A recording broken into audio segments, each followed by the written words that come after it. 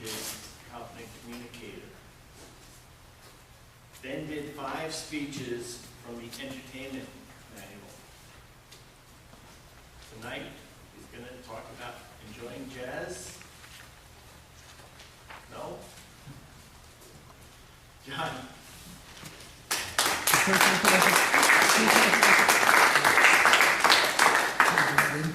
I do enjoy jazz. Ladies and gentlemen, yes. What makes you change? What motivates you? Stop doing what you're doing and try something new. That's your job if you're going to sell out in the market, especially if it's an expensive item. So tonight, I'm going to talk a little bit about the persuasive process, like I did in my first speech, and then I'll try to give you some information that you can use to make that expensive sale. Do we remember the sales process from last time? I bet we don't. Identify the need, right? Because the buyer has to have a need. You might as well not waste your time. Qualify that buyer. Are they the decision maker? You don't want to spend 30 minutes, 2 weeks pitching and realize, oh, by the way, I need to talk to my boss about that. I need to talk to my wife. It's a family decision here. So you identify that need, and then you find out from asking the right questions to that person. How do you do that? First, you want to be able to make them relaxed, right? They have to be comfortable with you because we all buy from people that we like. You want to provide credibility to yourself. And how do you do that? You're honest with what you can do, with what your product can do. And you don't try to blow them smoke, right? You want them to believe you and trust in you. Then you want to give them information that they can't get themselves, right? You want to be a resource for them. You want to make that sales process so easy that they'll walk right with you to the sale. So then, at the end, after you've given them all the options that are available out there, you help them make the decision that's right for them. And maybe at the end, you find out, hey, this isn't right for you. We need to go elsewhere. And you walk away. You're building a person that will come back to you later. They're going to believe you, right? And you're going to feel better about yourself because you're not selling things that aren't going to work. So tonight, luckily, I have Mr. Aaron in the audience that's going to help me out. We'll pull up some chairs. And we're going to role play how I can sell an expensive item to Mr. Aaron. I don't even know this guy, right? How is he going to reach in his pocket and pull out $1,500 and give it to me? Let's see.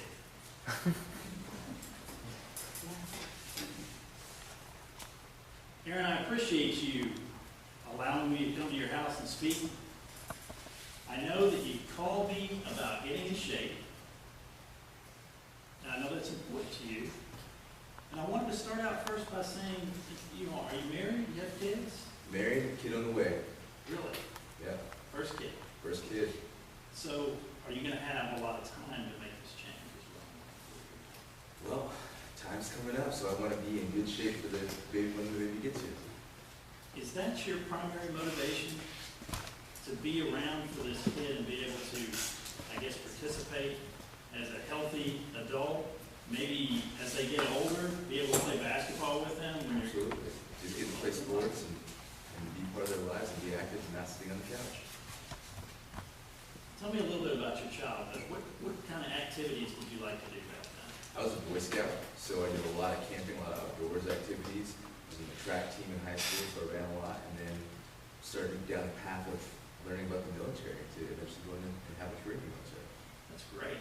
So you know what it takes to get in shape. Absolutely. I have a number of different plans I could give you.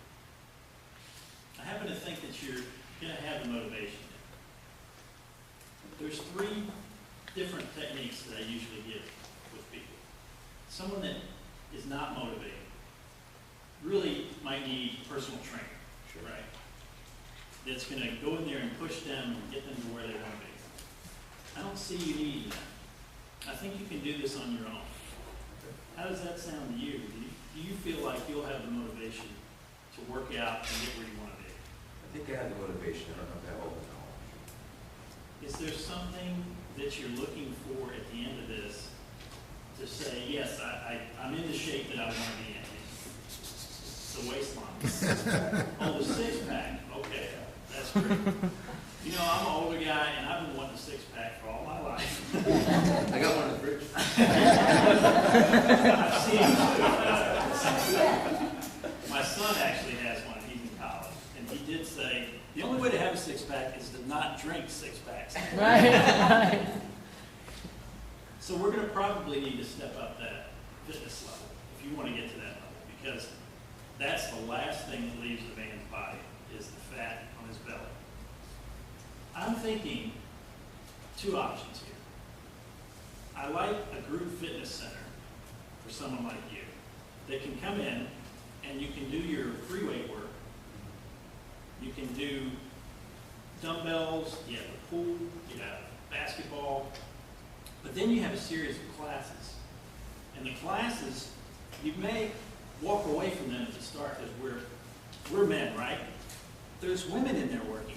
What are they doing? Guess what they're doing? They're working on the same things we want, which is our core area. This is something we forget as guys. You go out there and bench all the time, use dumbbells, and yeah, you're working on the biceps, but you don't think about the core. So they have a series of classes that are covered with your membership that you can go to every day, and they're offered at different times of the day to make it convenient. Even really early in the morning. I'm an early guy. Yes, the fitness center opens at 5 o'clock. All right. And that probably will work out with your baby too. You can work in when you can go to the fitness center, whether it be the baby sleeping early in the morning or you have to get up early in the morning to come, or maybe you go at night because the baby's sleeping, the wife has the baby at that time. What I like about this fitness center, you've got the core classes, you've got a spin class, which is a biking class. What about biking? How are you? That's right, athlete. I love the bike. Do you own a bike? Oh, yeah. Okay, Her name's Mary. Pretty awesome. all right, great. Great, so you like the bike as well. Can I talk to you a little bit more, I guess, in the future about this fitness center? Maybe bring you by and show you the fitness center and maybe introduce you to some of the group trainers that we have out there. And I could give you a week's pass so you can try it out for a while. How does that sound? You give me the week's pass, and I'll definitely come on through there, John. All right. I appreciate you talking to me. Thanks a lot. Thank you.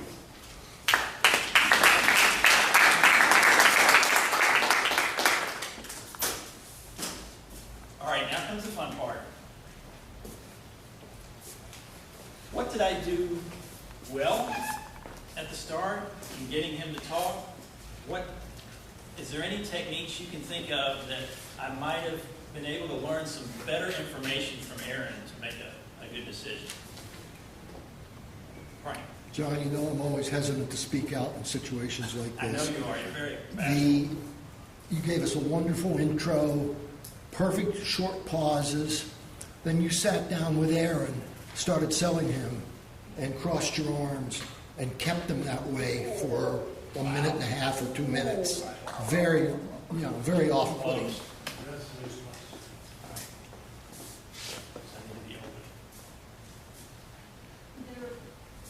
is a personal preference for me. When you reference someone as the kid, it seems a little disrespectful as well as the wife. And instead of saying your child and your wife, I think that might put somebody off to say it like that and, cause some distance between them Sure. instead. So work on the politeness Yeah. terms. Your wife, your children. Your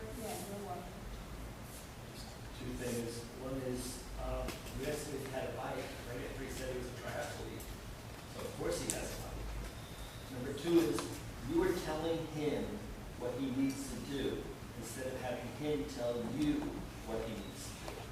So once he starts telling you, then you can package it.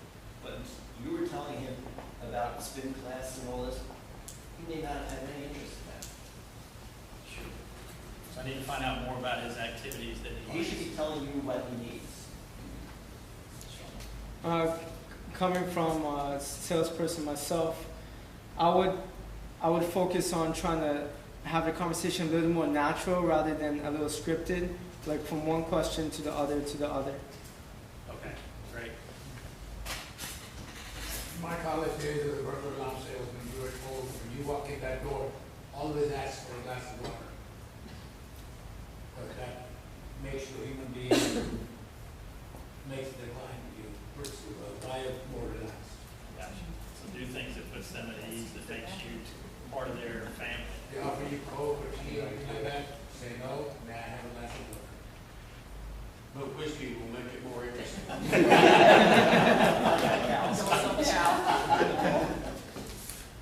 John, picking up a little bit on that, as you were selling Aaron, you were saying what I like is should be what you may like is. Put him First. the subject, not you the subject. I have a question. Are we evaluating? I missed something. This is for the speaker? There is a formal evaluation. Oh, right, okay. So, when you were asking Aaron about his childhood and activities, I like that. I thought it was a good way to get, to know him from an activity perspective. But then I felt like you said, well, you automatically assumed he didn't need a trainer when someone like Aaron might actually benefit from a trainer because he might want to get to a Higher more level. professional type level. Sounds like from everybody's comments that I'm doing too much assuming, and I need to work more on gathering information from the client and maybe letting him lead me into. That's a real challenge in an artificial situation like this. Well, thanks a lot. I appreciate it, guys.